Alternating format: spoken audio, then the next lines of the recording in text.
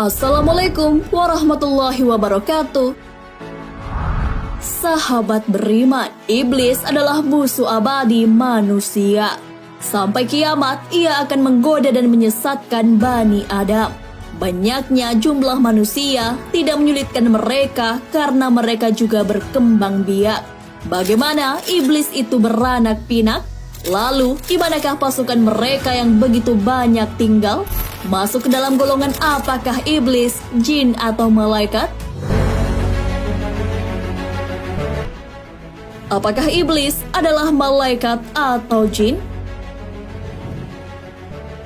Sebelum mengetahui dengan cara apa iblis itu berkembang biak, kita perlu tahu bahwa ada dua pendapat di kalangan ulama mengenai makhluk Allah Subhanahu wa Ta'ala yang satu ini.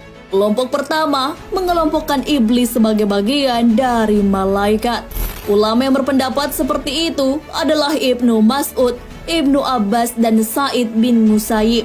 Mereka mengatakan bahwa iblis itu adalah pemimpin para malaikat yang ada di langit dunia, langit yang paling bawah dari 7 lapisan langit.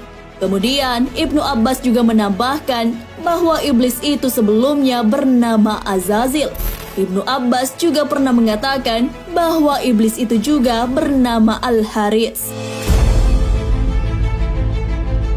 Golongan yang menganggap bahwa iblis itu malaikat mendapat bantahan bahwa jika saja iblis adalah malaikat, ia akan patuh pada sesuatu yang diperintahkan oleh Allah Subhanahu wa Ta'ala.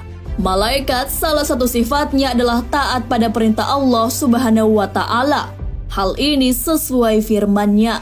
Mereka tidak mendurhakai Allah terhadap apa yang diperintahkannya kepada mereka dan selalu mengerjakan apa yang diperintahkan. Quran Surah Tahrim ayat 6. Golongan kedua berpendapat bahwa iblis adalah golongan dari jin. Hal ini dikuatkan dengan berbagai dalil. Salah satunya firman Allah Subhanahu wa Ta'ala dalam Al-Quran.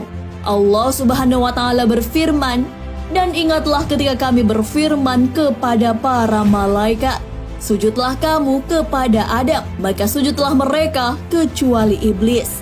Dia adalah dari golongan jin, maka ia mendurhakai perintah Rabb-Nya." Quran Surah Al-Kahfi ayat 50. Bagaimana iblis berkembang biak? Bukan hanya manusia yang berkembang biak, iblis pun. Allah Subhanahu wa Ta'ala telah menggambarkan kepada kita bahwa iblis memiliki keturunan. Patutkah kamu mengambil dia dan turunan-turunannya sebagai pemimpin selain daripadaku, sedang mereka adalah musuhmu? Quran Surah Al-Kahfi ayat 50. Terkait perkembangan iblis, ternyata mereka juga butuh asupan makanan dan minuman. Hal ini sesuai dengan perkataan Al-Hasan. Beliau berkata, mereka makan dan minum, sedangkan malaikat tidak berkembang biak, tidak makan dan tidak minum. Hal ini membuktikan bahwa iblis merupakan golongan jin, bukan golongan malaikat. Pembuktian mereka makan dan minum dijelaskan dalam kitab Sab'ah Al-Kutub Al-Mufidah. Jin mereka makan, minum, menikah, dan melahirkan.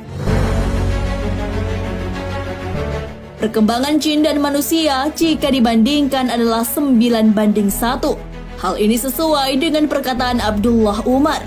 Sesungguhnya Allah membagikan manusia dan jin itu ke dalam 10 bagian. 9 bagian adalah jin dan 1 bagian adalah manusia.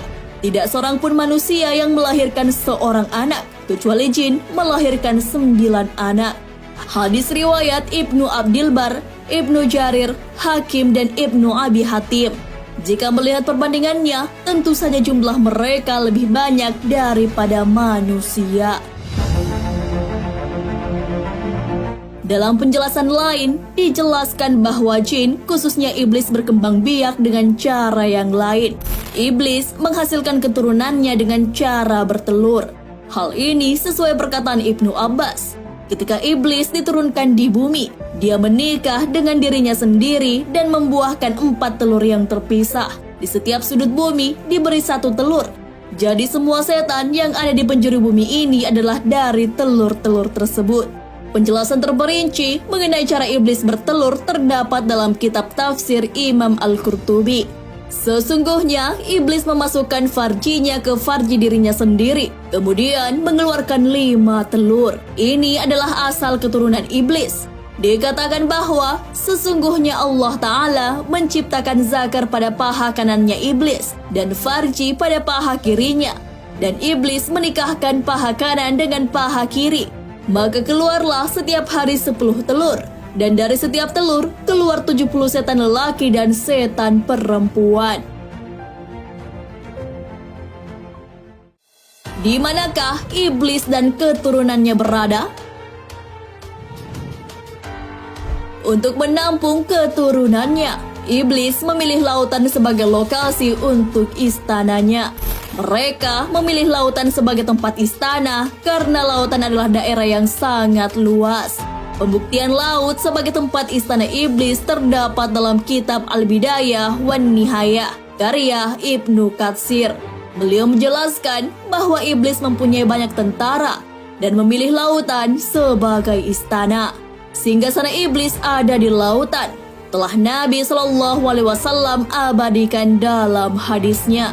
Rasulullah SAW bersabda, "Apa yang kamu lihat? Saya melihat singgasana di atas lautan yang dikelilingi oleh beberapa ular." Jawab Ibnu Sayyad, "Dia telah melihat singgasana iblis." Sabda Rasulullah SAW. Hadis riwayat Ahmad. Nah, sahabat beriman, itulah penjelasan mengenai perkembangbiakan iblis. Iblis juga makan dan minum, bahkan melahirkan. Disebutkan juga bahwa iblis juga bertelur.